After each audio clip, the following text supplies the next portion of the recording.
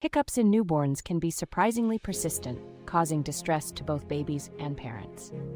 Did you know gently altering feeding positions or ensuring slow-paced feeding can be an effective trick?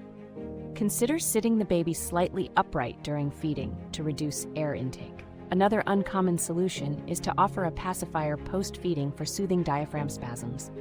Additionally, massaging the baby's back in a circular motion often works wonders in easing hiccups. These insights offer practical and lesser-known solutions, empowering parents to address hiccups with confidence and providing a comforting environment for their newborns.